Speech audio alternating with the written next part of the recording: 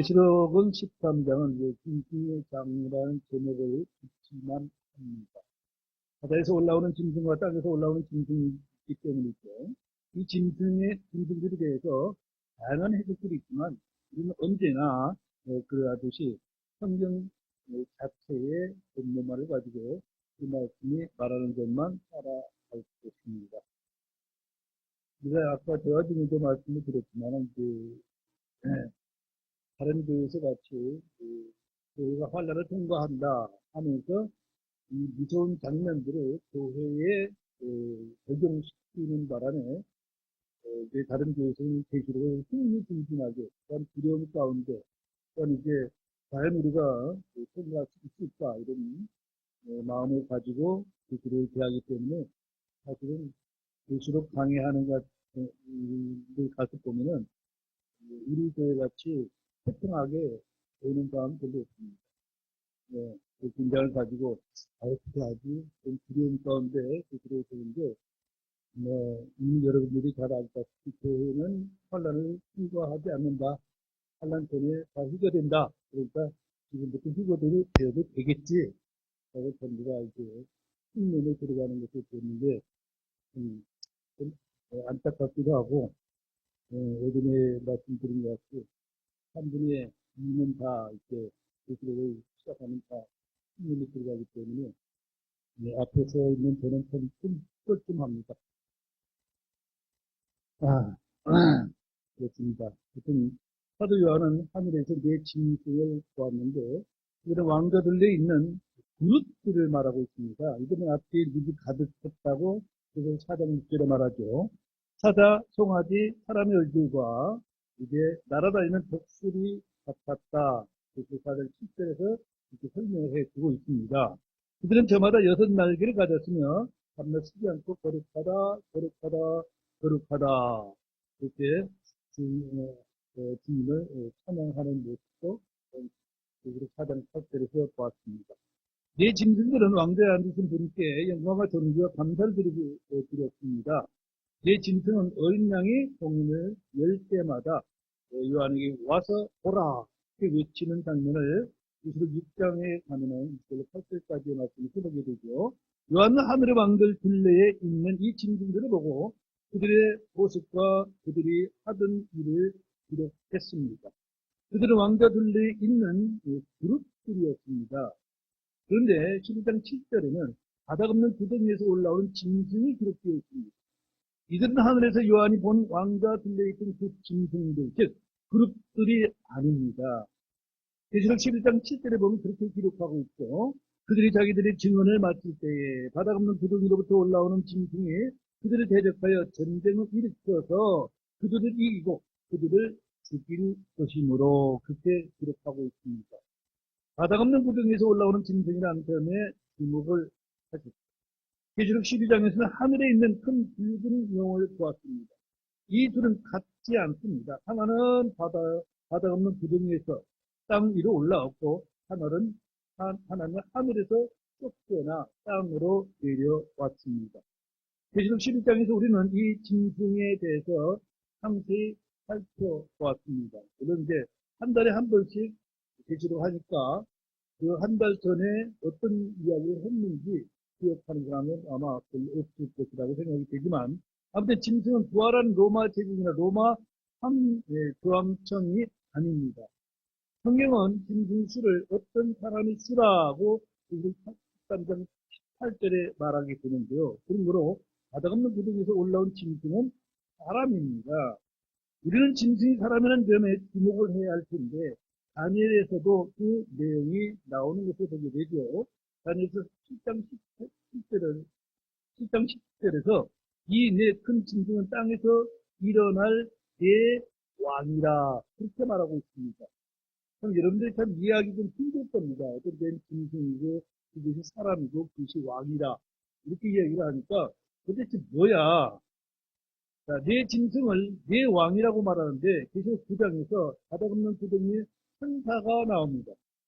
이는 보통 천사가 아니라 바닥 없는 구덩이로부터 올라오는 괴물 멧돼지들의 왕으로 히브리 말로는 아바돈, 또한 헬라 말로는 아폴리온이라는 이름을 가진 자입니다.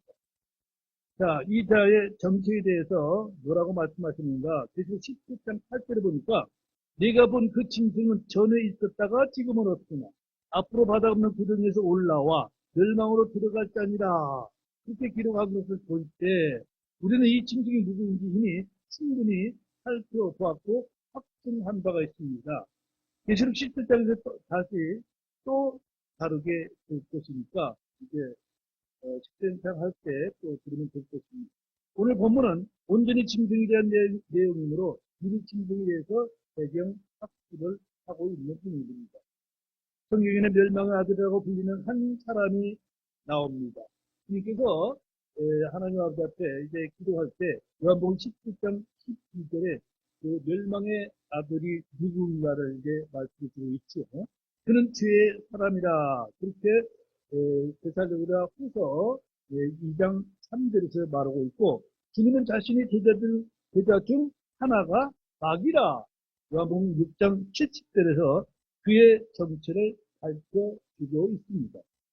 그는 사람의 몸을 입은 마귀요 멸망의 아들이요 죄의 사람인데 그는 자기의 처소로 가려고 예수님을 대바나에 넘겨주고 스스로 목매어 죽었습니다.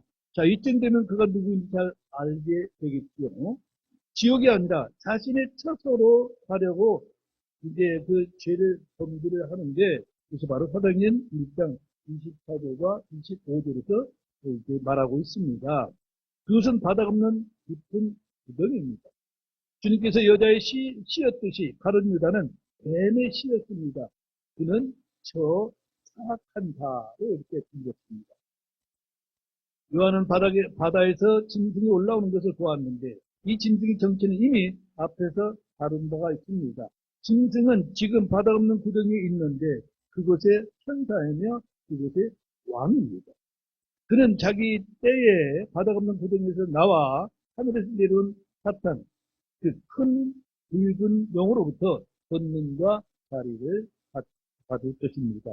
이 짐승은 예루살렘 성전에 들어가 자신을 하나님이라고 선포할 것이며 사람들을 희생제물로 삼을 것입니다. 이 짐승 앞에 두 증인이 서게 되니 그들은 죽음을 이제 당하게 되죠.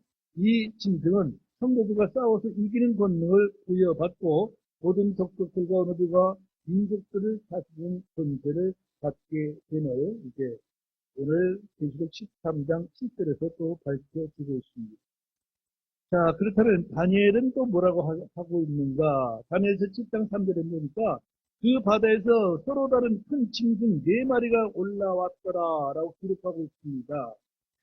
다니엘은 바다에서 올라오는 짐승 4마리를 보았는데 첫째 짐승은 사자와 같으며 독수리의 날개를 가졌다고 기록하고 있고 둘째 짐승은 곰과 같다고 5절에 기록하며 셋째 짐승은 표범과 같은 것이 등에 날짐승의 날개 넷이 있었고 머리가 넷이라고 이제 다니엘서 7장 6절에서 말하고 있습니다. 넷째 짐승은 두렵고 무서우며 힘이 강하고 또 큰 이빨을 가지고 있어서 삼키고 부수어 산산조각 내며 그 나머지를 자기 발로 짓밟았더라. 그 짐승은 그것 전에 있던 모든 짐승들과 다르고 또 10뿔을 가졌더라. 이렇게 다니엘 7장 7절에서 말하고 있습니다. 요한이 본 짐승은 10뿔을 가진 넷째 짐승입니다. 넷째 짐승의 마지막은 참으로 끔찍합니다. 다니엘서 7장 11절 하반절에 보니까 그 짐승이 죽임을 당하고 그의 몸이 파멸되어 타오르는 불꽃에 넘겨질 때까지 바라보니라 이렇게 기록하고 있어서 그 짐승의 끝이 어떤가를 미리 기록하고 있죠. 계시록에서 앞에 세 짐승은 없고 넷째 짐승만 이제 다르게 되는 것입니다. 그래서 17절에 이것을 다니엘서 17절에 이것을 해석하고 있는데 이 네 큰 짐승은 땅에서 일어날 네 왕인이라 말하고 있습니다. 이제 어떤 단어는 짐승이라고 말하고 있고 그 짐승이 또한 왕이라고 해석해 주고 있죠. 짐승은 종교가 아닙니다. 국가나 민족이 아닙니다. 짐승은 왕입니다. 여기서 요한이 중요한 단어는 땅에서 일어날 왕이라고 기록하고 있다는 것입니다. 다니엘이 환상을 본 시점이 바벨론 왕 벨사살의 제1년이므로 앞으로 일어날 네 왕에게는 바벨론 왕 느부갓네살은 해당 사항이 없습니다. 왜냐하면 이제 느부갓네살이 먼저고 바벨론의 벨사살 왕이 다음이니까 느부갓네살하고는 해당이 없다는 것을 말하고 있습니다. 시중에 주석서들 이제 99%는 금신상의 해석에 맞추어 금머리인 느부갓네살부터 시작하지만 성경은 그렇게 말하고 있지 않습니다. 다니엘서 7장 23절에 그렇게 기록합니다. 그가 이같이 이르되 넷째 짐승은 땅 위에서 넷째 왕국이 될 터인데 이 왕국은 모든 왕국들과 달라서 온 땅을 삼키고 짓밟은 뒤 부수어 산산조각 낼 것이요. 그렇게 기록하고 있기 때문입니다. 넷째 짐승은 왕일 뿐 아니라 왕국이 될 것이라고 말하고 있습니다. 이 왕국에서 나온 열둘은 또 다른 열 왕을 가르치고 있습니다. 그 뒤에 다른 왕이 일어날 것이다. 다니엘 7장 24절에 말하고 있습니다. 자, 이제 오늘 본문 13장을 한번 보겠습니다. 1절입니다. 내가 바다의 모래 위에 서서 보니 바다에서 7머리와 10뿔을 가진 한 짐승이 일어나는데 그의 뿔들 위에는 10개의 왕관이 있고 그의 머리들 위에는 신성모독하는 이름이 있더라 그랬습니다. 사도 요한은 하늘에서 큰 전쟁을 보았고 용과 그의 천사들이 땅으로 쫓기는 것과 땅에서 광야로 도망하는 여자 남은 자들과 전쟁하기 위해 나가는 용에 대해 기록을 하고 있습니다. 여기에 내가 바다의 모래 위에 서서 보니라고 시작이 되는데 이 말은 또 다른 환상과 계시를 보는 장면을 말하고 있습니다. 성경에서 따로 언급이 없다면 바다는 아마 지중해를 말하고 있을 것이다 라고 생각되는데요. 자, 이제 바다의 모래란 표현은 구약에서 18번이 나옵니다. 그것은 이제 욥기서 6장 3절에 저하고는 모두 많은 사람들, 무리들을 말하는 것이죠. 계시록 20장 8절에 또 마찬가지입니다. 헤아릴 수 없는 많은 수의 사람을 말할 때 하늘의 별들같이 또는 바다의 모래같이라는 말을 자주 쓰는 것을 보게 됩니다. 요한은 하늘에서 땅으로 내려와 지중해 바닷가의 모래 위에 서 있습니다. 거기서 다니엘이 본 환상과 동일한 환상을 보게 되는 것이죠. 성경은 다른 때 다른 장소에서 각각 다른 사람들의 소원에서 기록되었지만 내용은 동일합니다. 저자가 바로 주님 한 분이시기 때문에 그렇습니다. 바다에서 7머리와 10뿔 가진 한 짐승이 일어나는데 오늘 1절에서 여기에 기록된 12장 3절과 비교해 보시면은 아마 여러분들이 깨달을 바가 있을 것입니다. 계시록 10장 3절에서 또 하늘에 다른 이적이 나타나니라. 보라, 7머리와 10뿔을 가진 큰 용은 붉은 용이 있는데 그의 머리들 위에 7개의 왕관이 있고 그랬습니다. 바다에서 올라온 짐승과 하늘에서 본 큰 붉은 용과는 용과 비슷한 점이 있으면서 다릅니다. 이 차이점을 이제 우리가 잘 이해를 해야 뭘 얘기하고 있는지를 알게 될 것입니다. 둘 다 7머리와 10뿔이 있습니다. 붉은 용은 7머리와 왕관이 있습니다. 바다에서 올라온 짐승은 뿔에 왕관이 있습니다. 하나는 하늘에서 땅으로 내려온 짐승이고 하나는 바다에서 땅 위로 올라온 짐승입니다. 하늘에서 내려온 용이 바다에서 올라온 짐승에게 권세와 자리를 주는 것입니다. 바다에서 올라온 짐승에 대해 다니엘서는 뭐라고 말씀하고 있는가? 다니엘서 7장 23절 25절에 그렇게 기록하고 있습니다.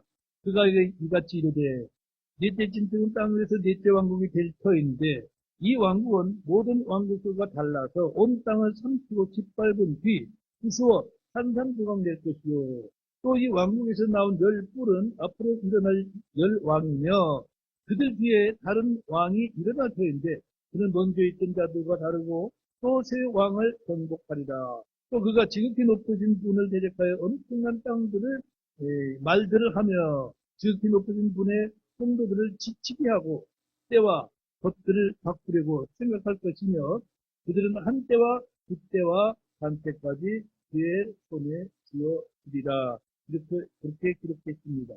넷째 짐승은 자신의 왕국을 세울 것인데 이것이 바로 그리스도의 왕국이 됩니다.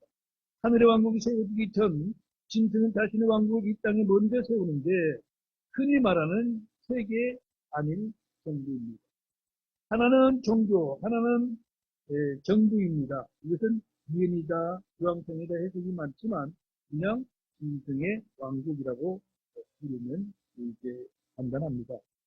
넷째 왕국, 즉 짐승의 왕국은 이 땅의 모든 왕국을 정복하고 지배하게 됩니다. 열불은 앞으로 일어날 열왕이라고 말하고 있기 때문에 우리가 큰 이해를 좀 다른 말이 필요 없겠죠. 큰 환란 때 이 땅의 열왕국 세계로 재편될 것임을 보여주고 있습니다. 그들 중에 다른 왕이 일어나 큰 환란 중 후 3년 반에 해당하는 한때와 두때와 반때까지 전체를 잡게됨을 말하고 있습니다. 다른 왕이라 불리는 왕의 특징은 지극히 높으신 분을 대적하려고 엄청난 일들을 합니다. 성도들을 지치게 합니다. 또 때와 법을 바꾸려고 한다고 기록하고 있는 것을 보게 됩니다. 계속해서 다니엘서 7장을 더 읽어보면은 7장 26절 28절까지 그러나 심판이 진행되매 그들이 그의 통치권들을 빼앗아 그것을 끝까지 소멸시키고 파멸시킬 것이요 왕국과 통치권세와 온 하늘 아래에 있는 왕국의 위대함이 지키 높으신 분의 성도들의 백성에게 주어진 터인데 그분의 왕국은 영원한 왕국이며 모든 통치 권세가 그분을 섬기고 그분께 순종하리라 하니라. 여기까지가 그 일의 끝입니다.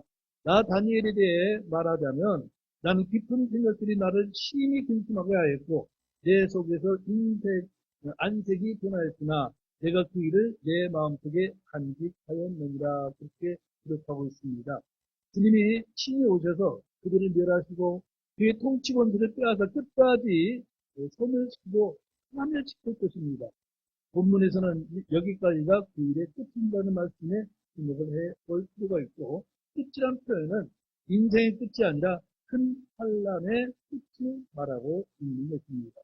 여러분은 성경에 마태복음 24장 13절에서 그러나 끝까지 견디는 자 바로 그 자는 구원을 받으리라는 말씀을 이제 보게 될 것입니다.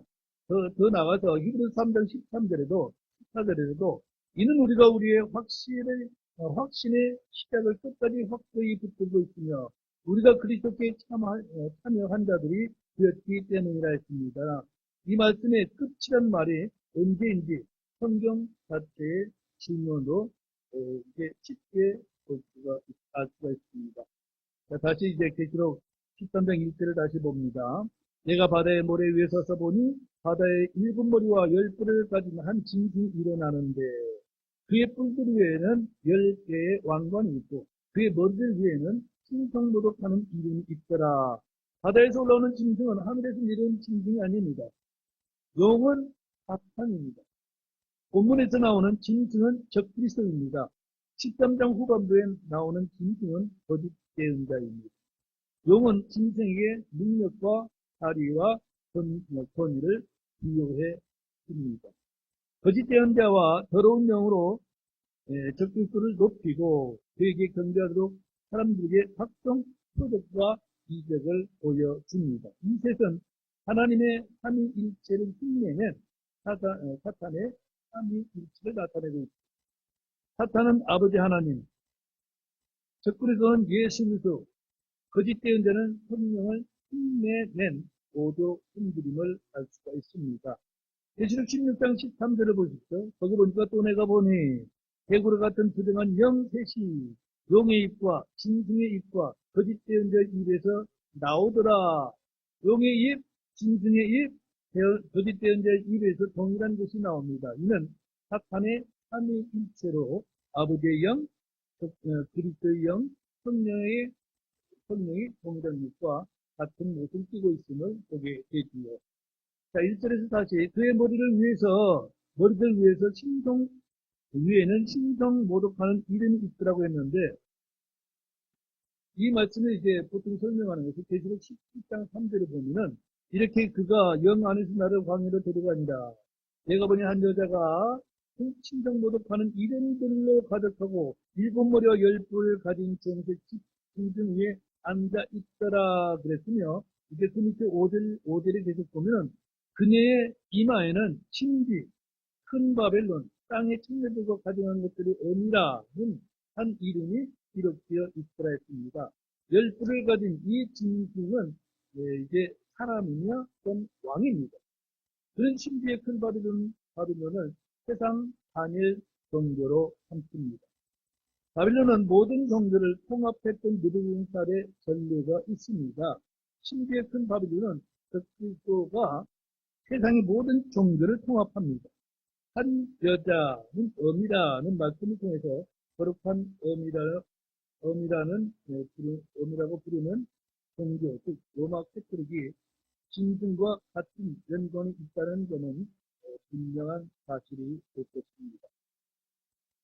계시록 13장 2절입니다. 내가 본 그 짐승은 표범과 비슷하고 그의 발은 곰의 발 같으며 그의 입은 사자의 입 같은데 용이 자기 권능과 자기 다리와 큰 권위를 그에게 주었더라 그랬습니다. 요한은 자신이 본 짐승의 모습을 표범과 비슷하다고 묘사하고 하는데 역시 전체적인 모습은 표범입니다. 세부적으로 들어가 보면 발은 곰, 입은 사자의 입과 같습니다. 다니엘은 사자, 곰, 표범을 순서로 기록했는데 요한은 순서를 정반대로 기록하고 있습니다. 다니엘은 구약에서 미래를 재현하고 요한은 지금 큰 환란 끝에서 과거를 보며 기록하고 있다는 것을 여러분이 알 수 있습니다. 요한이 본 짐승은 다니엘이 본 네 짐승 중 세 짐승들의 모습, 특징을 다 가지고 있습니다. 표범은 전문의가 있는 짐승입니다. 예수 믿는 흠없고 점 없는 어린 양입니다. 요한은 바다에서 올라오는 짐승을 보았지만 사실 이것은 괴물과 같은 끔찍한 모습임을 알 수가 있죠. 표범이 날개를 달고 있는데 바다에서 올라온 신속하고 빠르게 약탈하고 공격합니다. 곰의 발바닥은 뭔가를 뭉개고 짚었는데 가장 유용합니다. 사자의 입은 약탈하는 입입니다. 입은 먹어치우는 것 외에 이제 말을 합니다. 다시 2절을 보니까 용이 자기 권능과 자기 다리와 큰 권위를 그에게 주었다 했는데 하늘에서 떨어진 큰 용은 여전히 이 세상의 신이요 통치자입니다. 그는 자기 권능과 자기 자리의 큰 권위를 짐승에게 주었습니다. 용은 사탄이며 마귀입니다. 그는 한때 광야에서 예수님을 시험하며 그렇게 말을 하는 장면을 봅니다.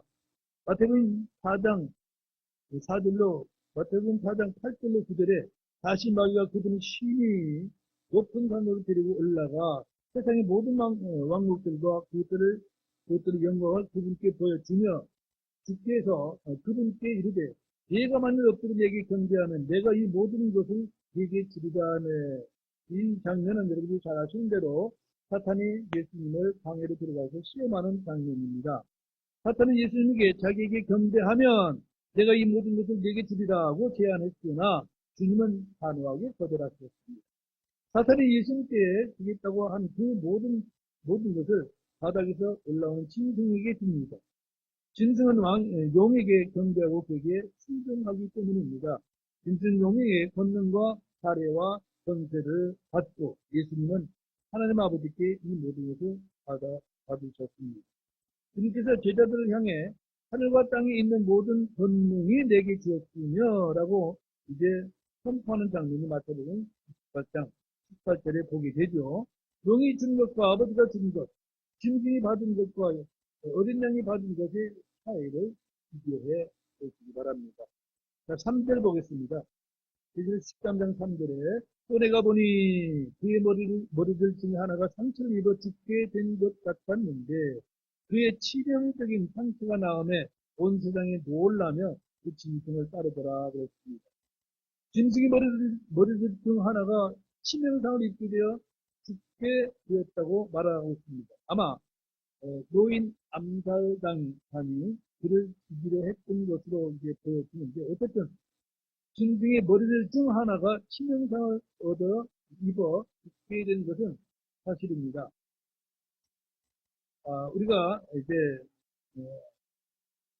구약성경 하박국서 3장 13절을 들어서 이제 살펴볼 텐데 주께서 주의 백성의 구원을 위해 나가시고 구원을 위해 주의 기름 부음 받은 자와 함께 나가사 그 사악한 자의 집에서 그 기초를 목까지 드러내심으로써 그 머리를 상하게 하셨나이다라고 기록하고 있음을 보게 됩니다. 그 사악한 자, 저 사악한 자는 적그리스도를 말하는데 그의 머리를 상하게 하신 분은 주님이십니다. 예언자 스가랴는 좀 더 구체적으로 기록하고 있습니다.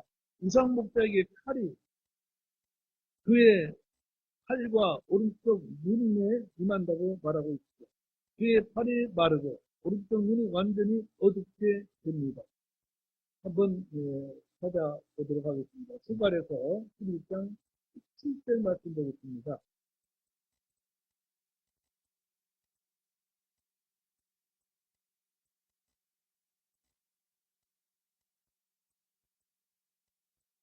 스가랴서 11장 17절을 보니까 양떼를 버리는 우상목자에게 화가 있을지어다. 칼이 그의 팔과 오른쪽 눈에 닥치리니 그의 팔이 완전히 마를 것이며 그의 오른쪽 눈이 철저히 어둡게 되리라 하십니다. 그랬습니다. 예수님은 채찍에 맞으시고 십자가에 못 박혀 죽으셨는데 반해 짐승, 즉 적그리스도는 칼에 그의 팔과 오른쪽 눈이 찔려 죽게 된 것 같았습니다.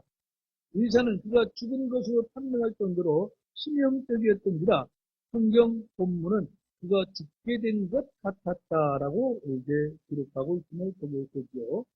자, 다시 계시록 13장 3절에서 그의 치명적인 상태가 나음에 온 세상이 놀라며 그 짐승을 따르더라 그랬습니다. 죽은 것 같았던 짐승의 치명적인 상태가 나왔고 그는 다시 살아났습니다. 예수님은 죽음에서 부활하셨는데 짐승은 죽은 것 같았다가 다시 살아났음을 말할 수 있죠. 그는 예수 그리스도의 사역과 부활을 철저히 모방하고 있음을 우리가 보게 됩니다. 그의 치명적인 상태는 죽음이나 다름없었던지라 그가 나았을 때 온 세상이 놀랐습니다. 짐승은 죽음을 이기고 일어난 자가 되었고 이력 불사신이요 영웅이 되었던 것이죠. 온 세상이 놀랄 정도라면 그의 죽음과 같은 상처가 나은 일이 얼마나 큰 표적인지 우리는 짐작할 수가 있습니다. 3절에서 상처를 입어 죽게 된 것 같았다고 했습니다. 12절에서는 치명적인 상처가 나은 자라고 기록을 하고 있습니다. 14절에서는 칼로 상처를 입었다가 살아난 그 짐승이라고 말합니다. 죽은 자 같았다가 사탄의 힘을 받아 다시 살아왔습니다. 누가 짐승 머리에 상처를 입힌 것입니까? 이것은 그 용감한 자가 누구인지 알 수 없으나 추리할 수는 있을 것입니다. 주님은 제자들에게 칼을 사라고 말씀하고 있는 장면이 있죠. 제자들은 주님께 여기에 칼 두 자루가 있나이다. 누가복음 22장 38절에서 보고했고 주님은 독하도다 라고 말씀하고 계십니다. 주님은 칼을 버리라거나 감치라고 말씀하지 아니하셨습니다. 그런데 막상 그 칼을 들고 펼친 베드로에게는 이 칼을 도로 칼집에 꽂으라 마태복음 26장 52절에서 말씀하고 있는 장면을 보지요. 주님께서 제자들에게 하신 말씀이 너무나 이상합니다. 돈주머니가 있는 자는 그것을 취하고 긴 보따리도 취하고 칼도 사라고 말씀하셨습니다.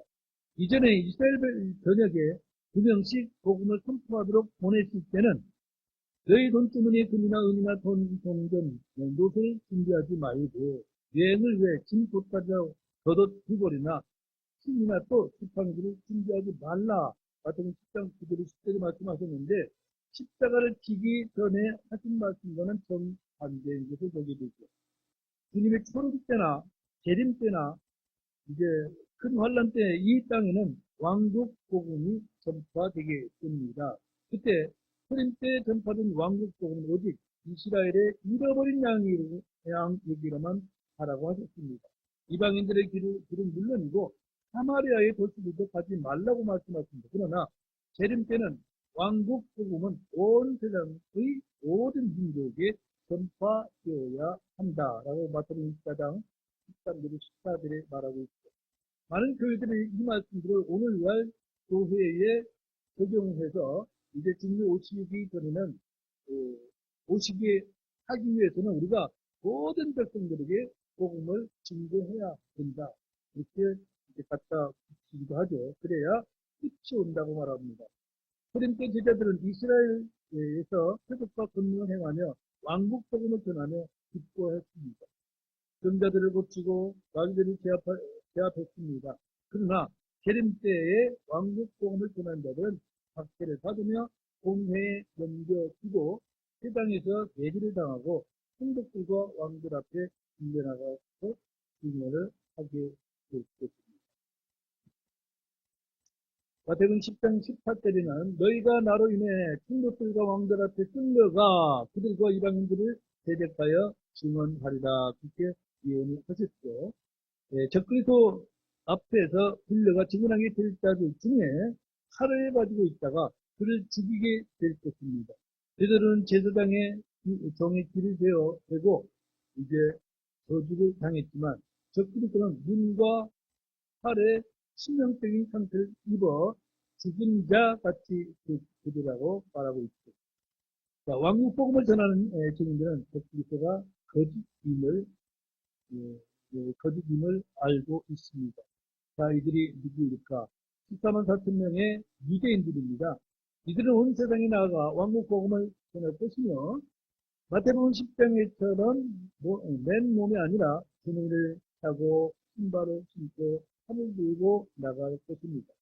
큰 환란 때에 적그리스도의 눈과 팔에 치명적인 상처를 입히고 죽이는 암살 사건은 온 세상에 어떤 파장을 미칠지 생각을 한번 해보십시오. 이미 이마 안에 하나님의 인을 받고 특별한 보호 아래 사역하던 14만 4천 명은 하늘로 휴거되고 유다에 있는 자들은 참으로 도망을 하야 합니다.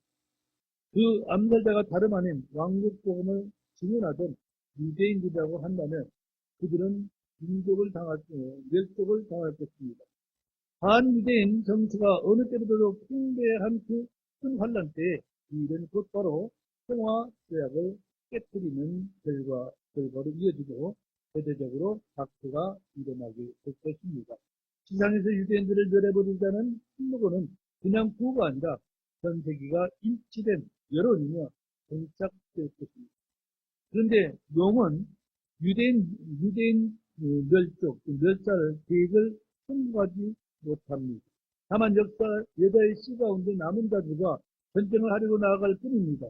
이것이 우리가 12장에서 배운 내용입니다. 이스라엘은 여전히 남은 자들이 있음을 12장 17절에서 우리는 확인했습니다. 자, 3절에 그의 치명적인 상처가 나오며 온 세상이 놀라며 그 짐승을 따르더라 했는데 짐승이 죽음에서 다시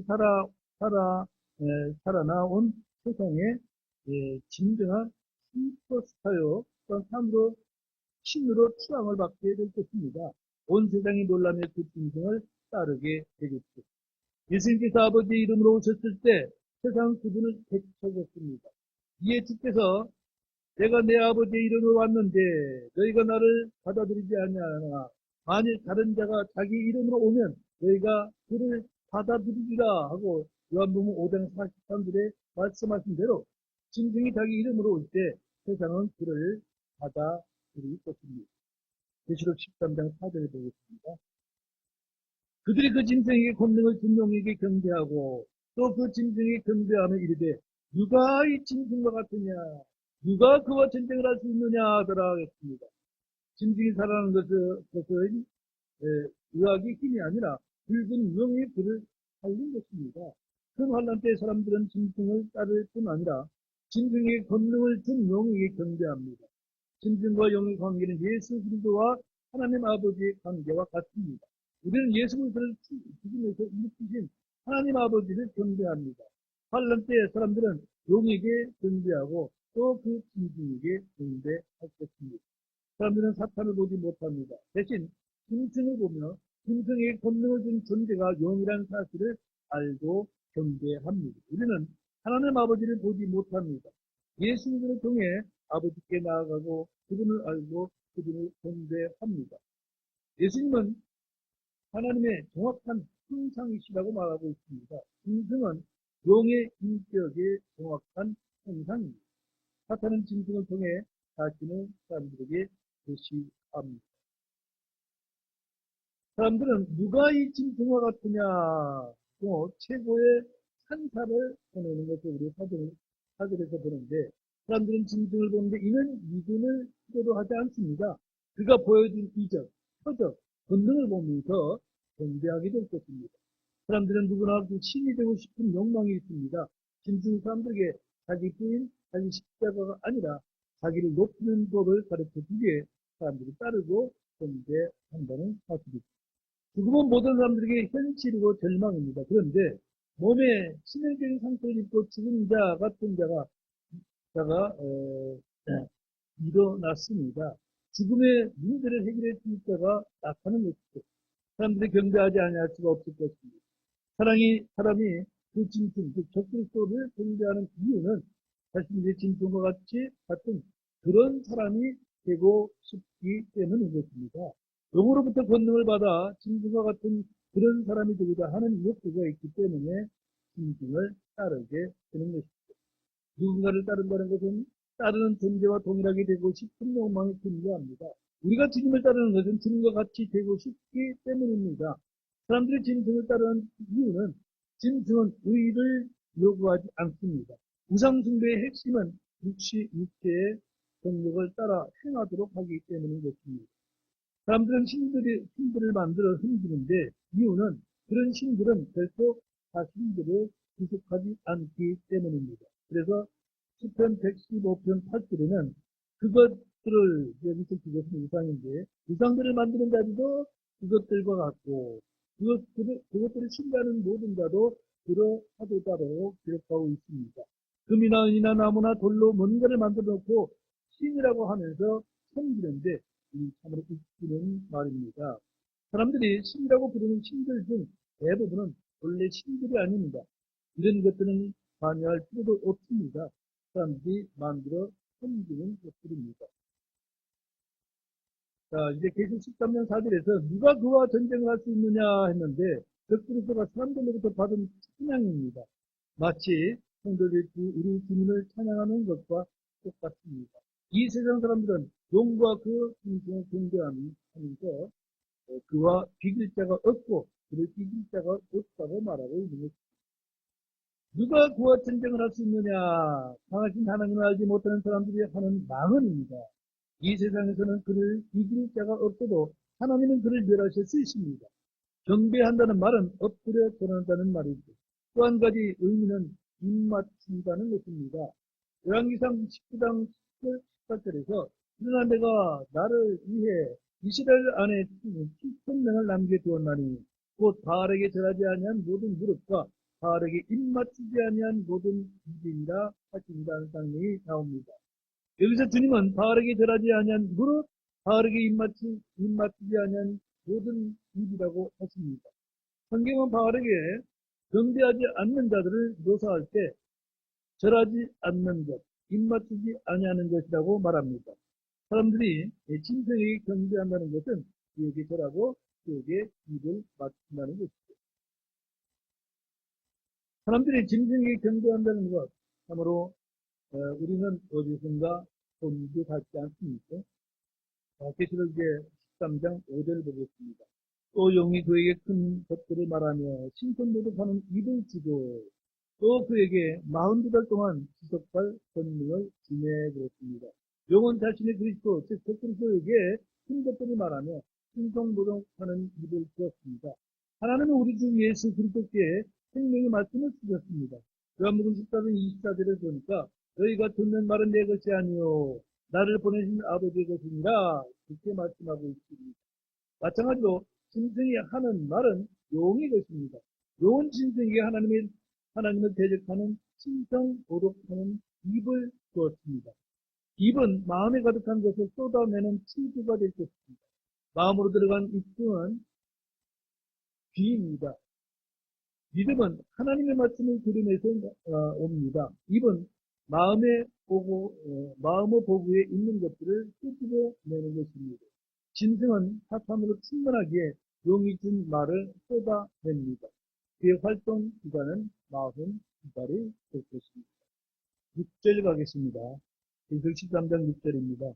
그가 신성 모독하며 하나님을 대적하려고 자기 입을 벌려 그분의 이름과 그분의 성막과 하늘에 거하는 자들을 모독하더라 그랬습니다. 짐승은 입을 벌려 하나님을 대적하며 모독하고 있습니다. 그분의 이름과 그분의 성막과 하늘에 거하는 자들을 모독합니다. 그를 따르고 경배하는 무리들이 모두 그런 사람들입니다. 그들의 성막과 하늘에 거하는 자들을 모독하더라는 말씀은 큰 환란 때 모든 크리스천들이 군림받고 하늘에 거함으로 이 땅에 없다는 사실을 입증해 주기도 합니다. 큰 환란 때 신약 성도들은 땅에 거하는 자들이 아니라 하늘에 거하는 자들입니다. 크리스천들의 몸은 하나님의 금전입니다. 그분의 성막과 하늘에 거하는 자들이란 말씀은 큰 환란 전 교회의 그거를 입증해 주고 있는 말씀이 됩니다. 7절 말씀 보겠습니다. 또 그가 성도들과 전쟁하여 그들을 이기는 것을 허락받고 모든 족속들과 언어들과 민족들을 다스리는 권능을 받았으므로 그랬습니다. 본문에서 성도들은 신약 성도들은 크리스천들이 아닙니다. 여자의 시중에서는 남은 자들로서 하나님의 명령들을 지키고 예수 그리스도의 증언을 지키는 자들, 이걸 12장 17절에 말씀한 그들입니다. 용은 이들과 전쟁하려고 갔는데 짐승 성도들과 전쟁하여 그들을 이깁니다. 마귀는 결코 교회를 이길 수 없습니다. 신약 성도들은 마귀를 이길 수 있는 권능을 받았습니다. 마귀를 대적한 마귀가 도망간다고 기록하고 있습니다. 그러나 환난 성도들은 마귀를 이길 수가 없습니다. 짐승은 모든 민족들과 언어들과 백성들을 민족들을 다스리는 권능을 받았습니다. 그는 이 세상의 통치자로서 세상을 지배합니다. 마귀가 통치하는 세상에서 통치자들은 마귀의 천사들과 마귀의 영에 사로잡힌 사람들입니다. 짐승은 42개월 동안 13년 반 동안 사람들의 경배를 받으면서 무소불위의 권력을 지닌 자로서 자기 뜻대로 행할 것입니다. 이때 그가 하는 일은 다니엘 7장에 잘 나와 있는데 다니엘 7장 21절에서 보니까 내가 보니 바로 그 뿔이 성도들과 전쟁하여 그들을 이겼으나 그렇게 기록하고 있죠. 예수님 13장 7절의 모든 본문 말씀들과 정확히 일치하는 이혼의 말씀이 되겠습니다. 다니엘 7장 23절에도 그가 이같이 이르되 넷째 짐승은 땅 위에서 넷째 왕국이 될 터인데 이 왕국은 모든 왕국들을 다스리는 들과 달라서 온 땅을 삼키고 짓밟은 뒤 부수어 산산조각 낼 것이요. 이렇게 예언이 되어 있습니다. 그런 권력을 잡은 그 세상을 살기된 것으로 개발하는 것이 아니라 아주 학살을 내는 장면입니다. 마귀 들린 자들은 건설자가 아니라 파괴자들입니다. 기피들이나 집주들이 흥행할 때 주변 마을이나 도시들의 뿔을 지를 줄을 알았지만 작은 도시 하나도 키울 줄을 몰랐습니다. 말로는 창조적 파기라고 말하고 있습니다. 그러나 마귀는 파기할 줄만 알지 창조할 줄은 모르는 존재라는 것을 알아야 됩니다. 다니엘서 7장 25절에 또 그가 지극히 높으신 분을 대적하여 엄청난 말들을 하며 지극히 높으신 분의 성도들을 지치게 하고 때와 법들을 바꾸려고 생각할 것이며 그들은 한 때와 두 때와 반 때까지 그의 손에 주어지리라. 이제 다니엘을 통해서 그 3년 반이 이 땅에 이루어질 일들을 예언하고 있는 모습을 보게 됩니다. 짐승이 하는 일 중에 하나입니다. 신성 모독하는 말을 하는 것뿐 아니라 때와 법을 바꾸려고 합니다. 일주일 체제를 바꾸든지 30단위 월, 12달의 단위를 연과 단위 연과 같은 영역 체계를 바꾸려고 한다는 얘기입니다. 자신에게 주어진 때를 바꾸기 위해서 이렇겠습니다. 42개월 동안 그에게 주어진 시간을 이제 연장하려는 이런 방법밖에 없기 때문에 이제 시와때를 바꾸려고 하는 것입니다. 다니엘서 8장 12절에도 참으로 그가 그 군대의 통치자에게 이르기를 자기를 크게 높였으며 그의 위에 날마다 드리는 희생물이 제거되고 그들의 성수가 있는 곳이 처음으로 졌더라. 그렇게 놓았습니다.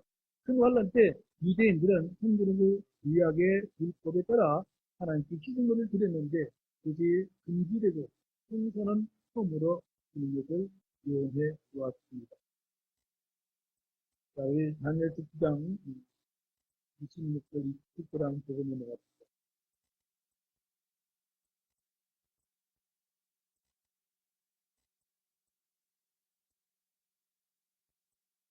이 말씀은 참 유명한 말씀이기 때문에 여러분들이 본 말씀이기도 합니다. 다니엘서 9장 26절, 27절 같이 읽겠습니다. 62일의 뒤에 메시아가 끊어질 것이나 그것은 그분 자신을 위한 것이 아닙니다. 앞으로 올 통치자의 백성이 그 도시와 그 성소를 파괴할 것이요 그 일의 끝에는 홍수가 있을 것이며 또 그 전쟁이 끝날 때까지 황폐하게 하는 것이 작정되었느니라. 그가 많은 사람과 한 일해 동안 언약을 확장할 것이며 그가 그 일의 한순간에 희생물과 보험물을 붙이게 하고 가증한 것들을 비웠기 위해 심지어 완전히 끝날 때까지 그것을 황폐하게 하리니 작정된 그것이 그 황폐한 곳에 쏟아지리라 하니라. 그렇습니다. 이 마귀가 하는 일입니다. 이런 부분은 너무나 많이 들었기에 새삼스러울 것이 없지만 실제 역사에서 문자 그대로 이루어질 때 그의 말씀의 경이로움을 느끼지 않을 수가 없을 것입니다. 신약을 믿지 않는 히브리인들이라도 구약의 다니엘서를 가지고 이 모든 이들을 알 수 있을 것입니다. 다니엘서 12장 11절에 날마다 드린 희생물이 제거되고 황폐하게 하는 것 가증한 것이 세워질 때부터 1190일이 있으리라 그랬습니다. 이 일은 예언의 중요한 기표 중에 하나가 되는 것이죠. 날마다 드리는 희생물이 제거되고 황폐하게 하는 가증한 것이 세워지는 날이 큰 환란 순간이 됩니다. 그날부터 1111일, 즉 40주다를 세면 되죠. 1290일은 거기다 한 달을 더한 시간이 되는데 그때도 이 땅에 천사들과 함께 오셔서 심판을 집행하시면 땅은 피로 더럽혀집니다. 큰 환란 동안 짐승이 황폐하게 해둔 세상을 정결하게 하는데 걸리는 시각, 민족들을 심판하는 시각, 왕들을 세우고 정죄하는 일을 다 하게 되면 1395일까지 금을 이제 다니엘서 12장 12절에서 기록하고 있습니다. 자, 이제 계시록 13장 8절입니다. 땅에 거하는 모든 자들 곧 세상의 창건 때부터 죽임을 당한 어린 양의 생명책의 이름이 기록되지 않은 자들이 그에게 존재하리라. 하늘에 거하는 자들은 해당 사항이 없습니다. 땅에 거하는 자들 중에 스트라로 도망간 사람, 산이나 광야로 숨어버린 사람들도 해당 사항이 없습니다. 도망가지 않고 남아 끝까지 믿음을 지킨 자들은 죽임을 당할 것입니다. 본문에서 땅에 거하는 자들은 세상의 창건 때부터 죽임을 당한 어린 양의 생명책에 이름이 기록되지 않은 자들입니다. 다시 말하자면 예수 그리스도 이름 안에 이름을 믿거나 그분 안에 들어온 자가 아니다 라는 표현입니다. 어린 양의 생명책에 이름이 기록되지 않은 자는 짐승에게 견제하고 그 짐승을 보고 놀람을 계시록 17장 8절에 말하고 있죠. 큰 환란 때 어린 양의 생명책에 이름이 기록되려면 이기는 자가 되어야 할 것입니다. 신약의 크리스찬은 주님을 믿는 순간 그 이름이 어린 양의 생명책에 기록됩니다. 누구나 그 이름이 어린 양의 생명책에 기록되는 것이 아닙니다. 이스라엘 사람들의 이름은 지혜책에 기록되어 있다가 죄를 범할 때 지워졌다면 어린 양의 생명책은 주 예수 그리스도를 믿어 내 생명이 다시 태어날 때 기록이 됩니다. 아직 태어나지도 않은 이들의 이름을 호적에 먼저 올릴 수는 없습니다. 아들로 태어났을 때 그 태어난 아이의 이름이 지어지고 기록됩니다. 이로써 장로교단이 구원 예정론이란 얼마나 잘못된 오류인지 우리는 알게 되는 것입니다. 흔히 말하는 모태신앙이라는 말은 성경이 없는 말로 사람들이 지어낸 말입니다. 그가 뱃속에 있을 때, 엄마 뱃속에 있을 때 엄마가 믿었다고 해서 뱃속에 있는 어린아이가 믿는 것이 아니란 얘기죠. 그는 태어나서 자기가 죄인임을 깨닫고 자기가 예수님을 믿어야 구원을 받게 되는 것이지, 모태신앙이라고 해서 그가 자연적으로 구원받는 건 이게 꾸며낸 이야기입니다. 누구든지 복음을 믿고 하나님께 태어난 사람들은 하나님의 아들들로서 그 이름이 어린 양의 생명책에 이르게 되는 것이죠. 누가복음 10장 20절에서 그럼에도 불구하고 그 영들이 너에게 굴복하는 이 일로 기뻐하지 말고 오히려 너희 이름이 하늘에 기록되었으므로 기뻐하라 하신다 했습니다. 제자들의 이름이 처음부터 기록되었던 것이 아니라 믿는 순간 하늘에 기록되었으니 분명합니다. 어린 양의 생명책의 복음을 믿는 순간 다시 태어난 자로서 이름이 기록되는 것입니다. 신약성도의 경우 어린 양의 생명책에 기록된 이름은 어떤 경우에도 그 이름이 지워지지 않습니다. 어린 양의 생명책에 이름이 기록되려면 주를 믿으면 됩니다. 큰 환난 때는 이기는 자가 되면 될 것입니다. 그래서 8절에 세상이 천번 때로부터 죽임을 당한 어린 양의 생명책이란 말씀은 수식관계를 정확히 알아주어야 할 것입니다. 많은 사람들이 이제 이 말씀을 가지고 참으로 태초부터 어린 양이 죽었다 이렇게 얘기하는데, 그게 아니라 자기가 태어나서 아니면 예수 그리스도께서 이제 이 땅에 오셔서 사역하신 기간 안에, 그 시대가 언제였든 간에 예수님을 믿고 받아들인 자들, 이들을 얘기하는 것이지, 이제 예수님께서 택을 죽으셨다는 것이 아닙니다. 본문을 그냥 읽으면 예수님께서 세상이 창건 이후로 죽임을 당한 것처럼 보입니다. 심지어 어떤 이들은 예수님께서 창세전에 죽으셨다고 외친 날도 있습니다. 설교단에서 창세전에 죽임을 당한 어린 양, 창수로부터 죽임을 당한 어린 양이라는 말이 심심치 않게 나오고, 이제 나이가 드신 장로들이 기도할 때마다 이 말을 꼭 집어넣는 것을 저는 많이 들어봤습니다. 이는 사실이 아닙니다. 히브리서 9장 말씀 하나 보겠습니다. 히브리서 9장 26절입니다.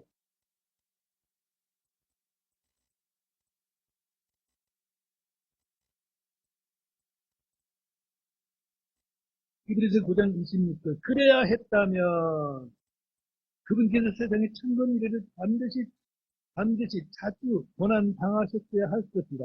그러나 그분께서는 자신의 희생명을 들여 죄를 제거하시려고 이제 세상 끝에 한 번 나타나셨느니라.